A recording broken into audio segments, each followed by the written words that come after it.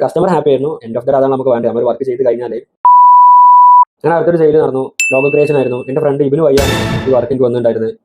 സംഭവം യൂട്യൂബ് ചാനലാണ്. 2020 കൊറോണയുടെ കാലഘട്ടത്തിലൊക്കെ ആ സ്റ്റാർട്ടിങ് സ്റ്റേജിൽ യൂട്യൂബ് ചാനലൊക്കെ വരുന്ന സമയമായിരുന്നു.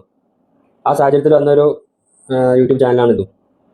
ഇതാണ് ഡിസൈനും കാര്യങ്ങളൊക്കെ വരുന്നത്. ഇവർക്ക് ലോഗോ മാത്രമല്ല യൂട്യൂബ് ചാനലിൻ്റെ ബാനർ കൂടി ചെയ്തിട്ടുണ്ടായിരുന്നു. അങ്ങനെ ആ സെയിലൊക്കെ ക്ലോസ് ആയി. ഇതിൻ്റെ ഏറ്റവും വലിയ രസം എന്താണെന്ന് വെച്ചാൽ ഈ ക്ലയൻറ്റ് ഞാൻ ഇത്രയും കാലയളവിൽ നേരിട്ട് കണ്ടിട്ടില്ല.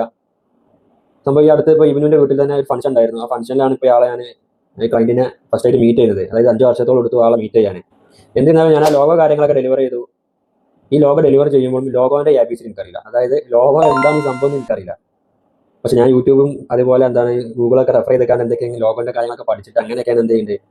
ഞാൻ ഇപ്പോൾ കണ്ടിരുന്ന ഡിസൈൻ ആ ഡിസൈനിൽ എന്തൊക്കെ ചെയ്ത് വെച്ചത് ലോഗോ എന്ന് പറയാൻ പറ്റില്ല. അങ്ങനെ ചെയ്ത് വെച്ചു.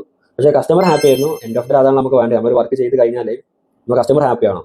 അത് കസ്റ്റമറിൻ്റെ കേസിൽ മൂപ്പര് ഹാപ്പിയാണ്. അങ്ങനെ അടുത്തൊരു വർക്ക് കിട്ടി. സോഷ്യൽ മീഡിയ പ്രൊമോഷൻ പോസ്റ്റേഴ്സ് ആയിരുന്നു. ബാക്കി നാളെ.